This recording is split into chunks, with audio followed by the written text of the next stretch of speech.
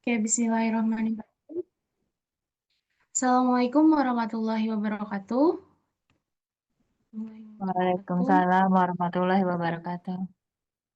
Sebelumnya izin memperkenalkan diri, nama saya Kalista Felicia Aziza dari kelas 2A1. Alhamdulillahirrabbilalamin wabihi nasta'in wa ala umuri dunya waddin wassalatu wassalamu ala asrafil anbiya'i wal mursalin wa alaihi wa ashabihi ajma'in. Allahumma la sahla illa ma ja'altahu sahlan wa anta taj'alu hazna idza syi'ta sahlan. Rabbi syahri sadri wa yassirli amri wahlul 'uqdatam min lisani yafqahu qawli. Segala puji bagi Allah, Tuhan semesta alam. Hanya kepadanya kita memohon pertolongan dalam urusan dunia dan agama. Salawat serta salam semoga tercurahkan kepada Nabi Muhammad beserta kepada keluarga dan juga para sahabatnya. Dan ya Allah, tidak ada kemudahan kecuali yang Engkau jadikan mudah, dan Engkau mampu menjadikan kesulitan menjadi mudah. Lapangkanlah dadaku, menjadikanlah urusanku, dan lepaskanlah kekakuan dari lisanku agar mereka memahami perkataanku. Baik, para Bapak dan Ibu semuanya, terima kasih telah hadir atas kajian pada malam hari ini. Sebelumnya, saya ingin menyampaikan kajian tafsir surat Al-Fatihah, yaitu pada bagian lafaz Bismillahirrohmanirrohim. Di mana kajian ini itu membahas tafsir mendalam mengenai ayat pembuka surat Al-Fatihah, yaitu pada bagian Bismillahirrohmanirrohim yang mengandung banyak keutamaan dan makna esensial dalam praktik ibadah dan kehidupan sehari-hari umat Islam.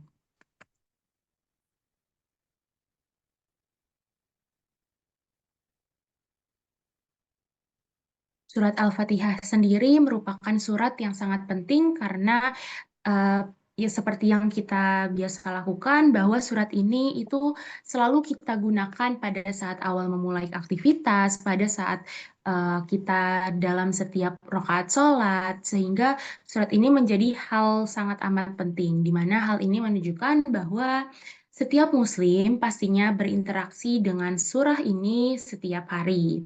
Sehingga oleh karena itu,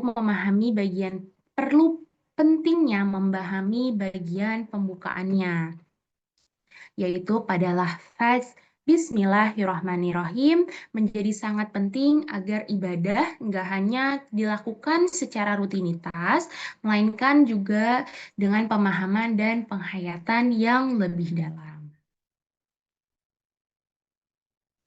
Selain itu, lafaz bismillah bukan hanya dibaca dalam sholat, tetapi juga dianjurkan dalam berbagai aktivitas sehari-hari. Mulai dari hal-hal sederhana seperti makan, minum, hingga aktivitas besar seperti belajar maupun bekerja. Seperti yang bagaimana tadi saya sudah sampaikan di depan, bahwa kita menggunakan surat Al-Fatihah itu pada kegiatan di setiap hari-harinya kita. Bahkan kegiatan-kegiatan yang ringan pun kita juga menyebutkan kalimat Bismillahirrahmanirrahim. Ini menunjukkan bahwa Islam mengajarkan agar setiap aspek kehidupan selalu dikaitkan dengan Allah. Semoga Bapak Ibu di sini sudah senantiasa selalu mengamalkan membaca atau melafazkan Bismillahirrahmanirrahim di setiap kegiatannya.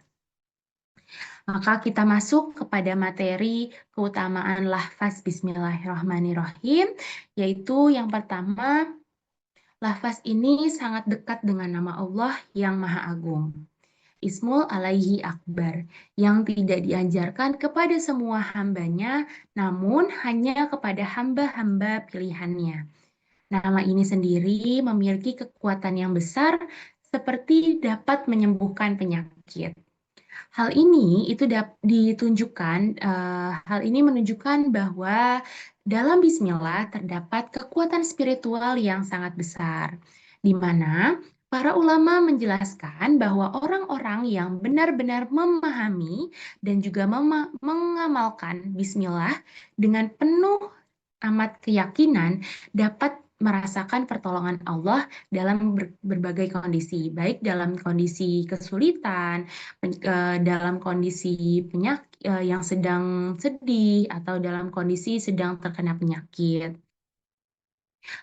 Dinyatakan juga bahwasannya membaca lafaz Bismillahirrahmanirrahim secara lengkap itu dapat mengucilkan setan hingga sebesar lalat. Jadi berbeda jika menyebut setan dengan celaan yang justru dapat membesar pengaruhnya.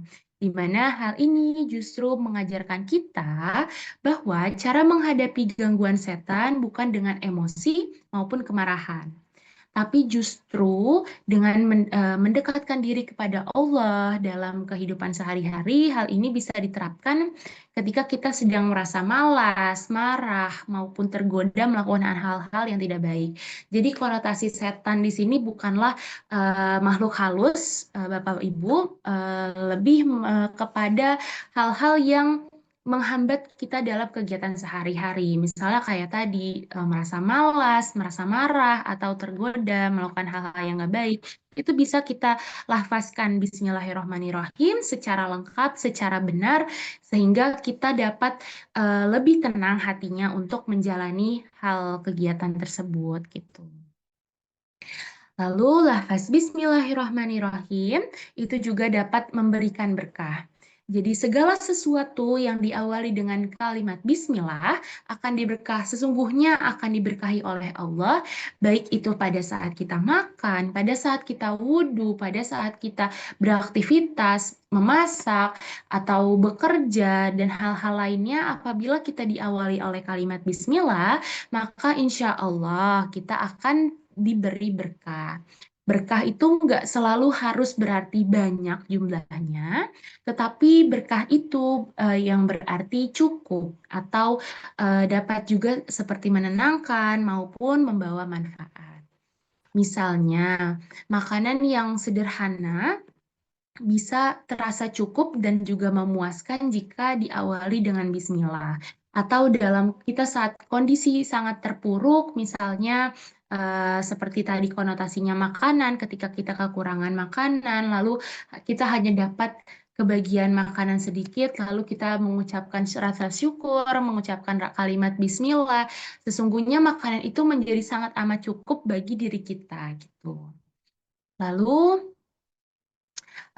jumlah huruf pada lafaz bismillah itu terdapat 19 huruf, di mana hal ini sama dengan jumlah penjaga neraka, malaikat penjaga neraka, yang kemudian dapat dijadikan alasan bahwa membaca lafaz bismillahirrahmanirrahim ini dapat melindungi dari siksa neraka. Di mana ini dipahami bahwa simbol bahwa orang-orang selalu mengingat Allah akan mendapat perlindungan dari keburukan baik di dunia maupun di akhirat, seperti itu.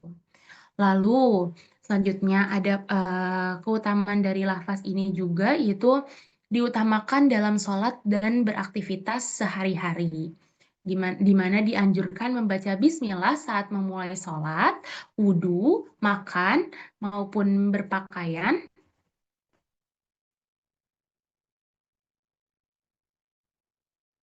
Oke, apa masih bisa terdengar? Iya, baik. Izin saya lanjutkan. Ini menunjukkan bahwa Islam tuh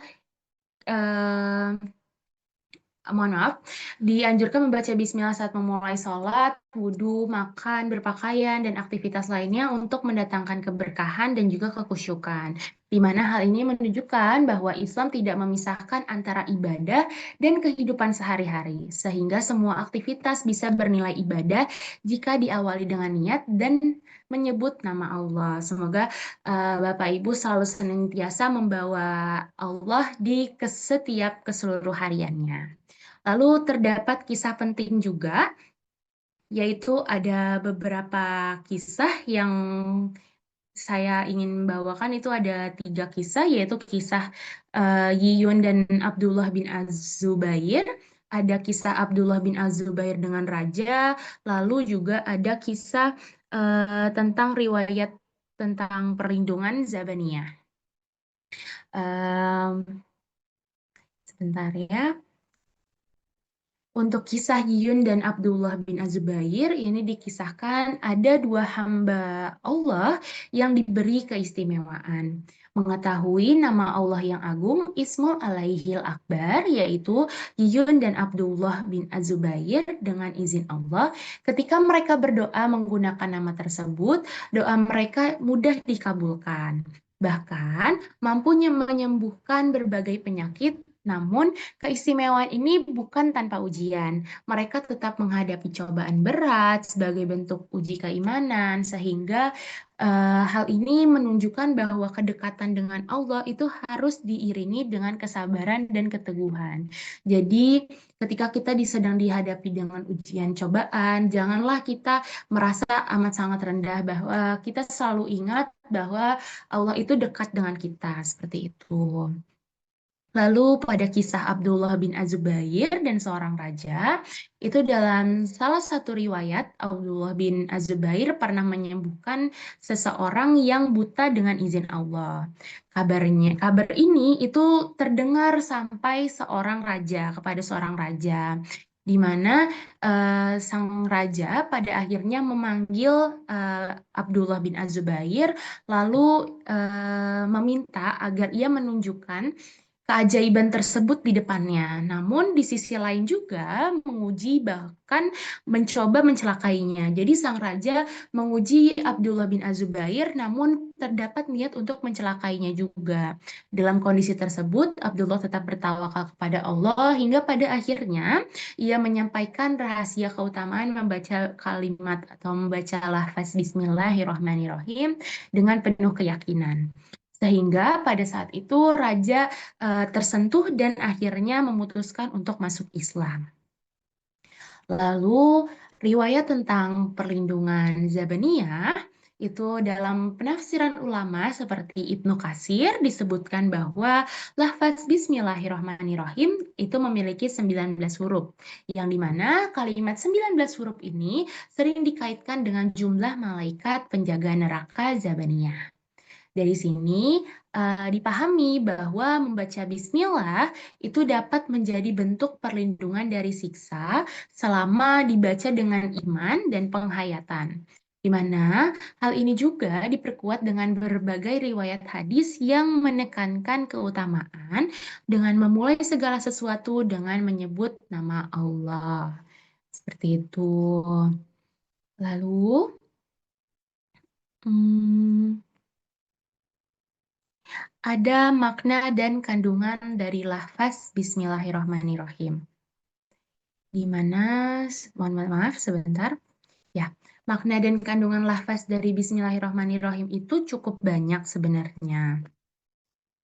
Yaitu yang pertama, perintah Allah untuk membaca, di mana lafaz ini dalam surah Al-Fatihah seolah Allah memerintahkan umatnya untuk mengucapkannya. Sehingga membaca bismillah adalah menjalankan perintah langsung dari Allah.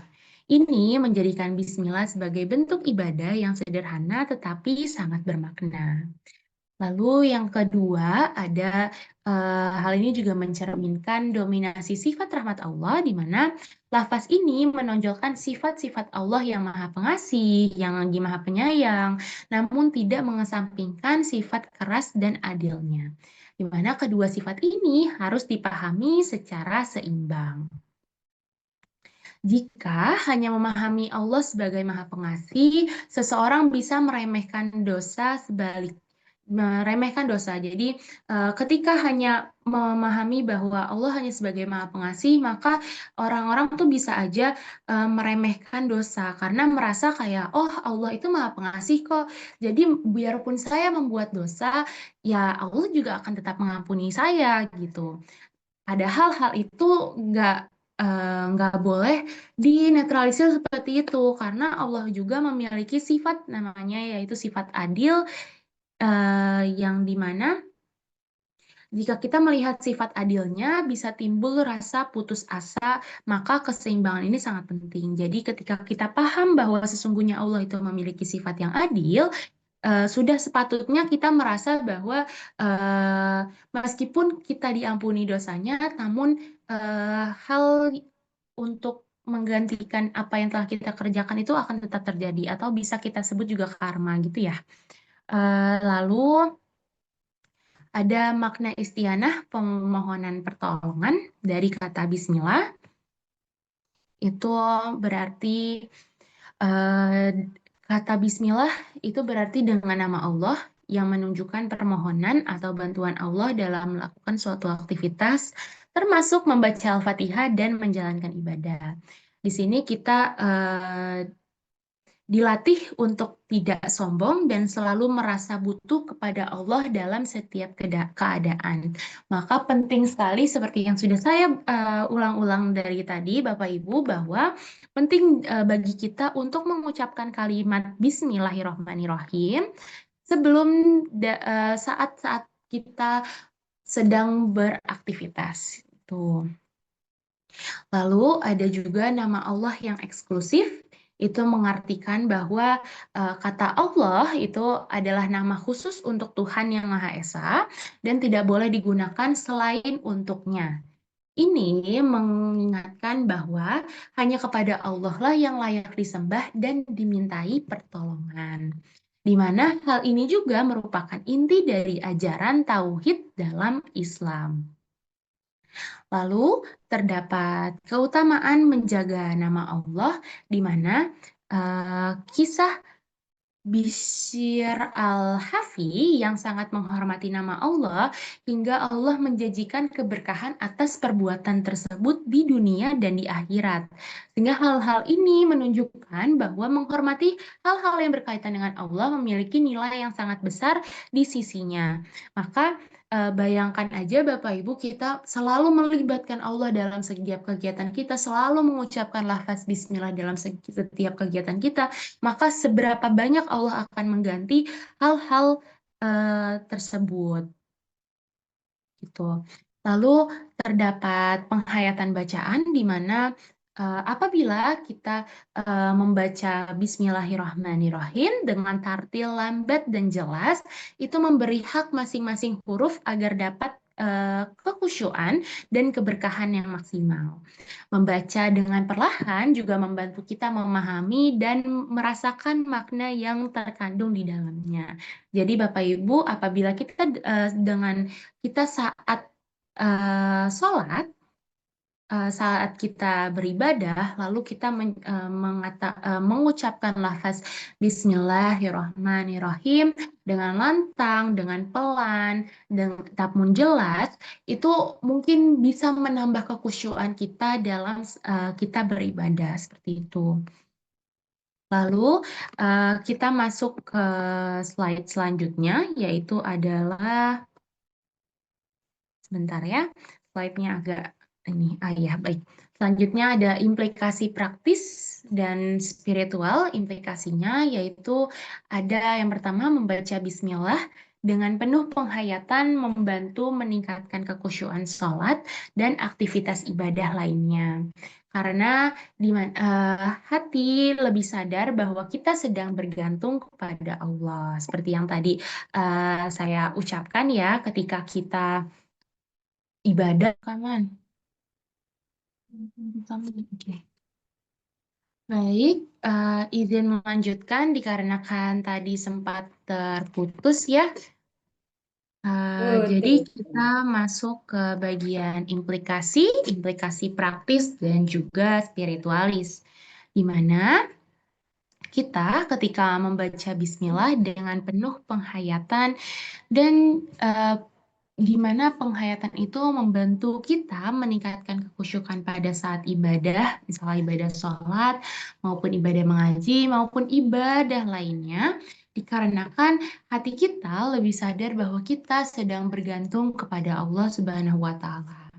Gimana yang sebelumnya saya beritahu bahwa kita ketika saat beribadah dengan mengucapkan lafaz Bismillahirrahmanirrahim dengan lantang, dengan benar, itu bisa meningkatkan kekhusyuan kita pada saat kita beribadah kepada Allah Subhanahu wa Ta'ala. Karena itu tadi bahwa kita sadar bahwa kita nyatanya sedang bergantung kepada Allah Subhanahu wa Ta'ala.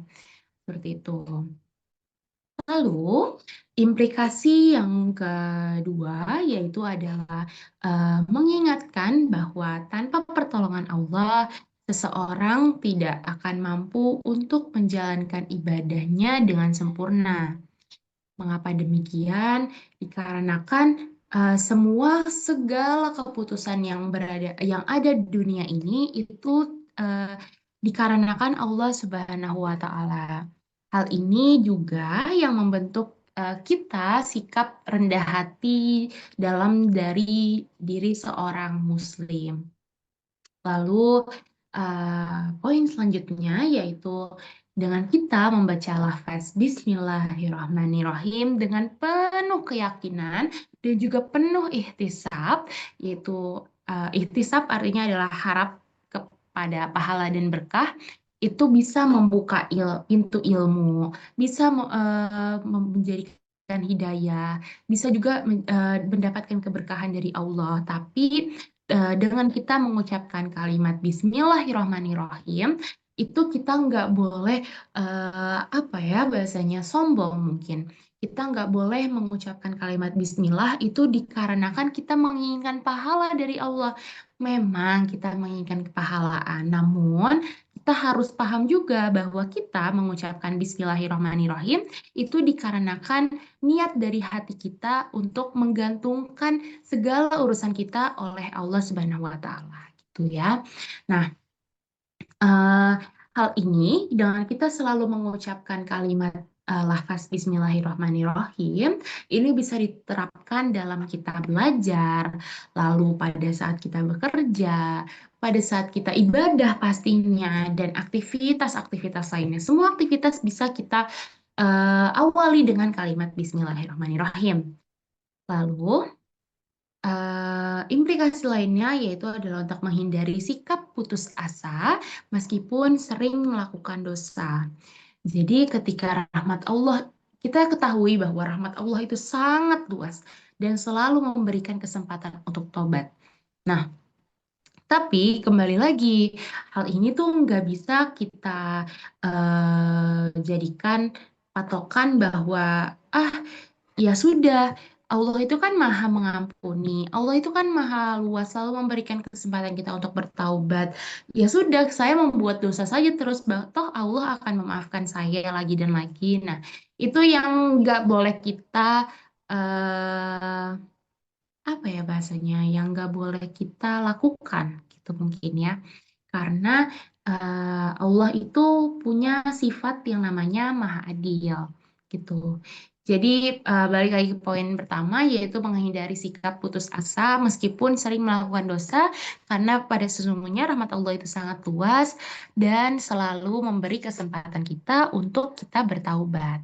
Jadi hal ini memberikan harapan bagi setiap manusia untuk bisa dapat memperbaiki dirinya.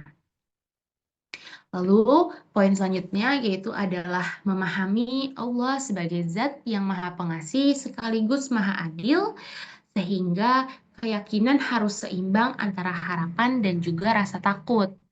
Nah, itu yang tadi saya ucapkan bahwa meskipun Allah itu merupakan zat yang sangat amat pengasih, sangat amat penyayang, sangat amat pemaaf, tapi perlu kita ingat bahwasannya Allah itu merupakan zat yang maha pengasih namun sekaligus maha adil gitu. Jadi meskipun kita eh, diampuni dosanya, ya Allah itu sesungguhnya adalah zat yang maha adil.